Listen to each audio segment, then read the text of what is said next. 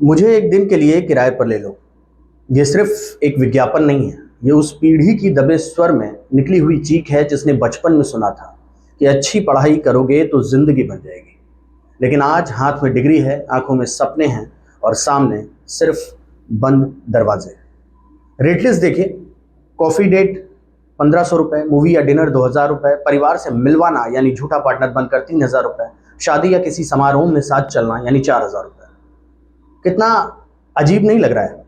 जिस समाज में कभी रिश्ते बिना किसी कीमत के बनते थे, आज वहां साथ बैठकर एक कप कॉफी पीने की भी कीमत तय हो गई है। परिवार के सामने किसी को अपना बनाकर खड़ा करने की फीस तय हो गई है। सबसे ज्यादा तकलीफ उस 3000 को देखकर हो रही है जो परिवार से मिलवाने के लिए रखे गए हैं। आखिर कोई इंसान क्यों चाहेगा कि कोई अजनबी कुछ घंटों के लिए उसका अपना बन जाए?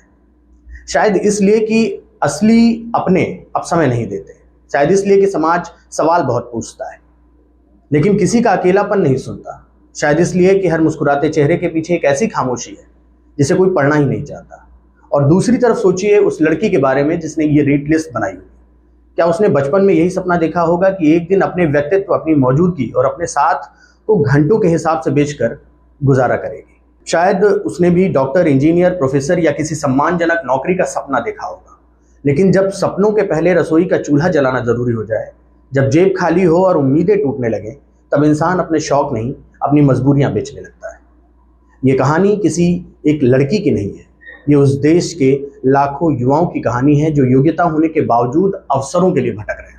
ये कहानी बेरोजगारी की भी नहीं है, ये कहानी उस अकेलेपन की है जिसने इंसान को इस मुकाम पर पहुंचा दिया है कि अब उसे कुछ घंटों की बातचीत, कुछ पल की हंसी और किसी के साथ चलने के लिए भी पैसे खर्च करने पड़ रहे हैं। हमने बाजार तो बहुत बड़ा बना लिया है लेकिन रिश्तों को बहुत छोटा कर दिया है। आज हर चीज बिक रही है, समय, हुनर, श्रम, मुस्कान और अब शायद साथ भी। डर इस बात का नहीं है कि किसी ने rent me for a day ऐसा लिख दिया है, डर इस बात का है कि समाज में इसके ग्राहक भी बहुत हैं।